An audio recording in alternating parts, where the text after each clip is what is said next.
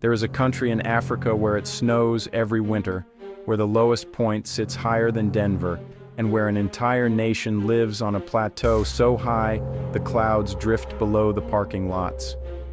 Most maps barely mark it. The world files it under a small, cold corner of Africa.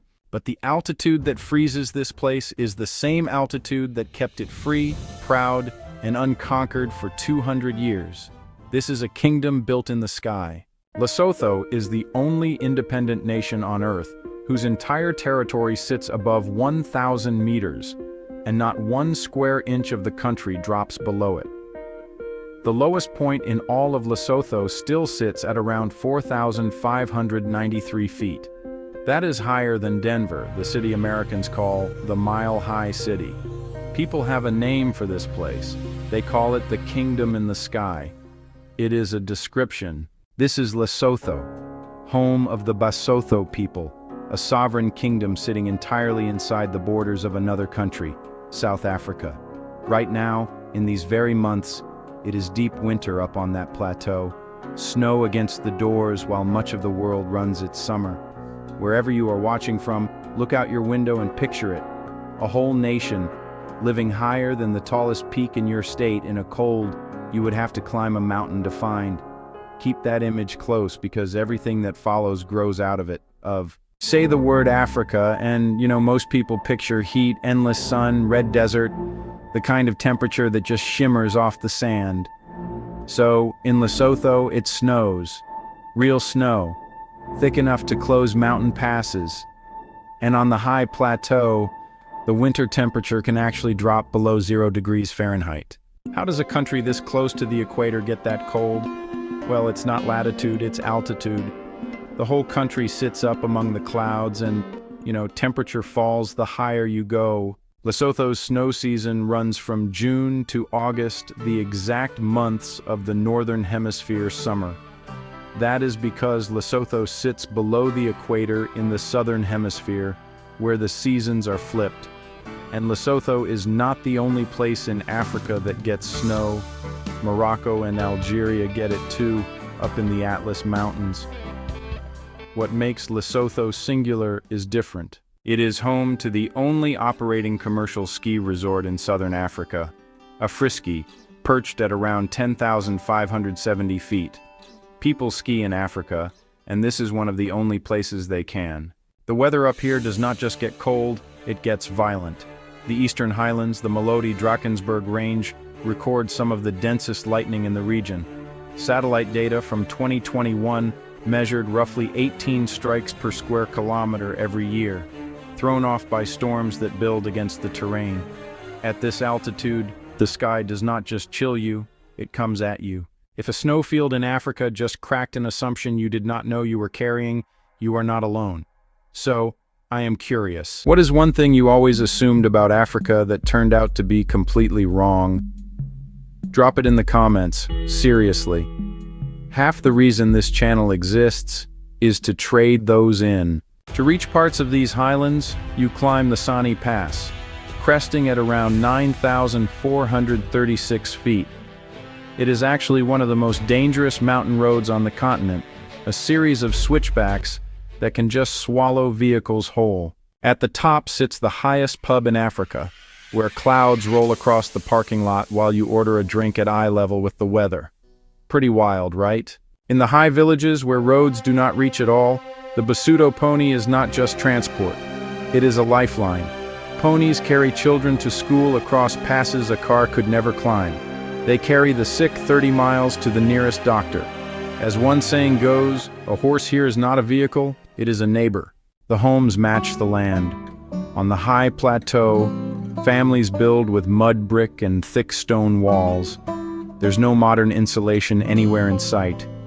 And yet inside, they stay warm enough to take your gloves off. Step through the door, and you cross into another world.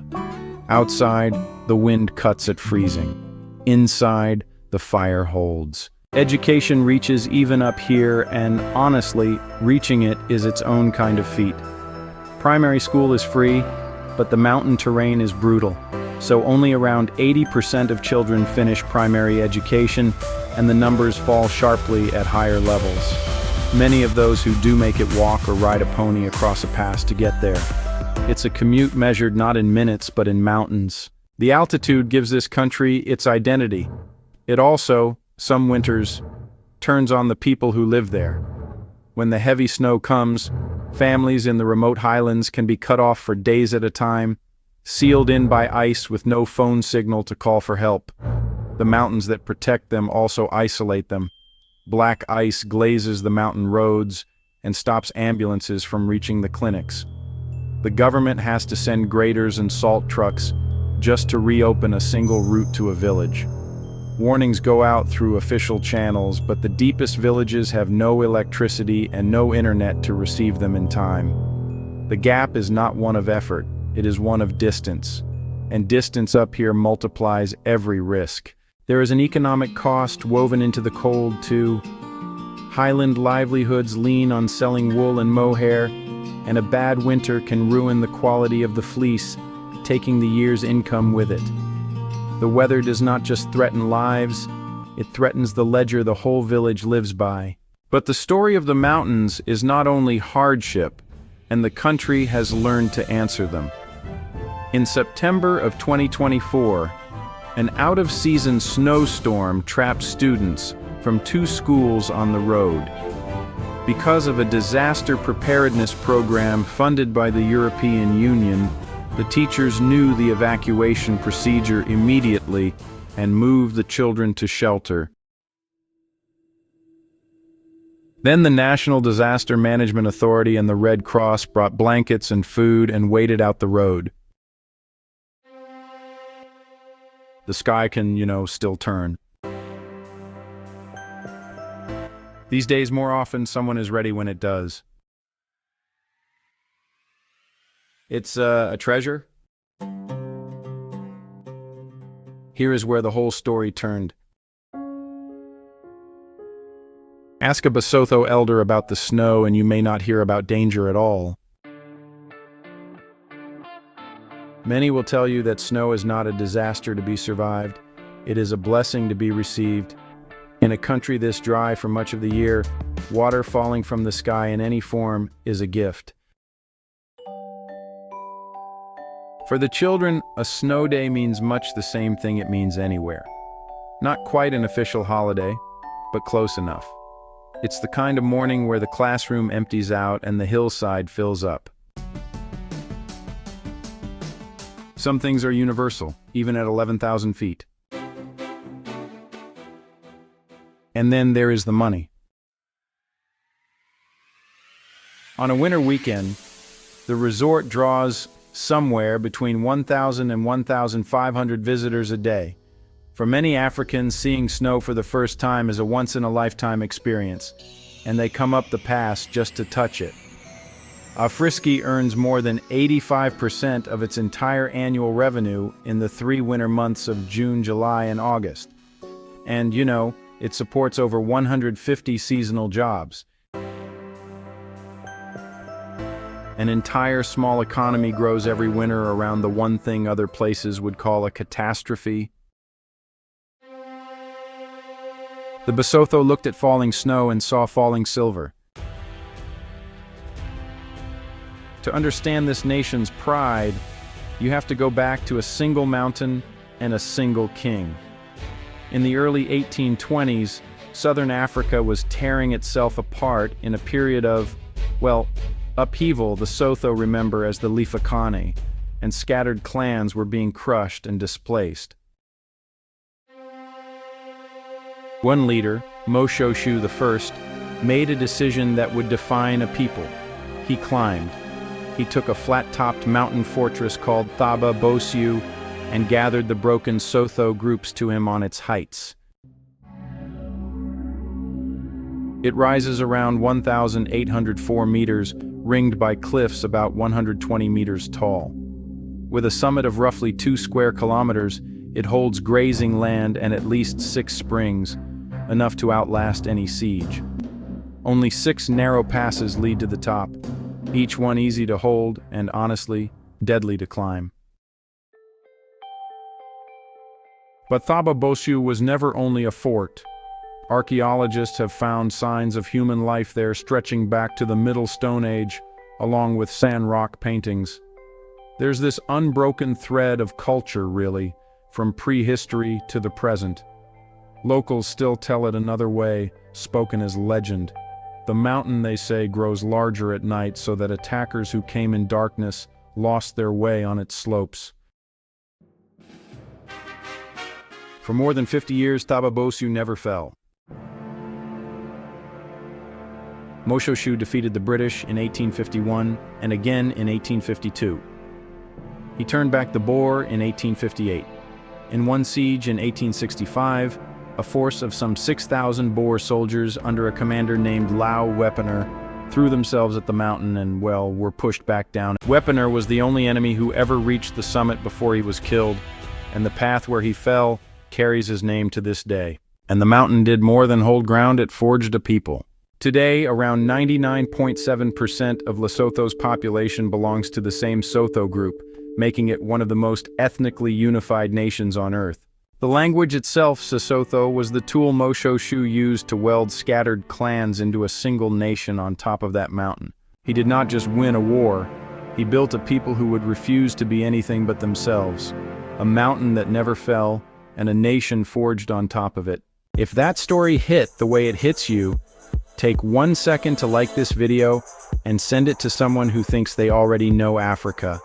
It genuinely helps stories like this one reach the people who have never heard them. Now, stay with me because the reason this kingdom sits locked inside another country is prouder than it looks. Lesotho is surrounded on all 360 degrees by South Africa. Look at the map, and it seems like a country swallowed whole. But that is not what happened, and the truth flips the whole picture. Lesotho is landlocked inside South Africa, not because it was weak, but because it chose the mountains rather than be absorbed. This was protection by request, not conquest. Let me be precise here. Lesotho is not the only African country never colonized. That is, well, false. What actually happened is subtler and, in its way, prouder. In 1868, facing the threat of being overrun by the Boer, the Basotho asked Britain for protection. In doing so, they kept most of their kingdom and, crucially, all of their culture intact. A people who bent just enough to keep from breaking. That freedom came at a real price, and the Basotho paid it in land. The Free State Basotho Wars, fought between 1858 and 1868, ended with the Convention of Aliwal North in 1869, which drew the border at the Caledon River. Lesotho lost around 10,000 square kilometers of its most fertile farmland to the Orange Free State, territory that is now part of South Africa's Free State Province, still remembered as the conquered territory. Then, on the 4th of October in 1966, the Kingdom of Lesotho became fully independent. And that pride is not just a story the country tells about itself. It shows up in the data. A survey by Afrobarometer found that around 91% of Basotho say they are proud to be citizens of their country. A figure very few nations anywhere can match. Ask them who they are, and almost all of them answer the same way, without hesitation. Being a nation inside a nation creates moments that sound impossible until you are standing in them. There are points along the border where you can plant one foot and it is already in another country. Take a single step and you have changed which nation you are standing in.